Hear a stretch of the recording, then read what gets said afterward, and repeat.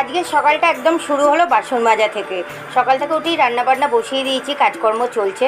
আর এখন জানো তো কাজের একদম হাতামাতা পাচ্ছি না, এত কাজের প্রেশার বেড়ে গেছে। আসলে বেবিগুলোকে দেখতে হচ্ছে না, ওদেরকে টাইমে টাইমে খাওয়ানো, ওষুধ খাওয়ানো, তারপরে এতগুলো বড় আছে, নিজেদের রান্না বান্না, স্কুল অফিস সমস্ত কিছু নিয়ে আমি একবারে টোটালি জর্জরিত। ওই জন্য এখন কোনো কিছুই সময় করে হচ্ছে না, সারাদিন টুকটুক করে কাজকর্ম আমার হচ্ছেই। এদিকে 3টের সময় ভাত খাচ্ছি, দুপুরবেলা একটু না শুলেই নয়, এত শরীরটা ছেড়ে দেয়, একটু শুয়ে রেস্ট নিয়ে আবার সন্ধ্যে থেকে কাজ করছি। ঠিক এইভাবেই এখন দিনগুলো কাটছে। যাই হোক, সংসারের কাজকর্ম নিজের মতো করেই করছি, সে বলবার কয়বার আর কেউ নেই। আজকে রিক বায়না করছিল একটু ডিম টোস্ট খাবে, তো ওই জন্য জলখাবারের ডিম টোস্ট করলাম। খেতে খেতেই 11টা বেজে গেছে। তো দুপুরে ভাত তো খেতে 3টে বেজেই গেল। স্নান করে দেখো ঠাকুরের পুজোটাও সেরে নিয়েছি। আর হনুমান চল্লিশাটা এখন ইরেগুলার হয়ে যাচ্ছে, প্রত্যেক দিন পাঠ করতে পারছি না। আর দুপুরের ভাতের মেনুতে ছিল লাউ শাক পোস্ত আর মাছের ঝোল। আজ এইটুকুই, টাটা।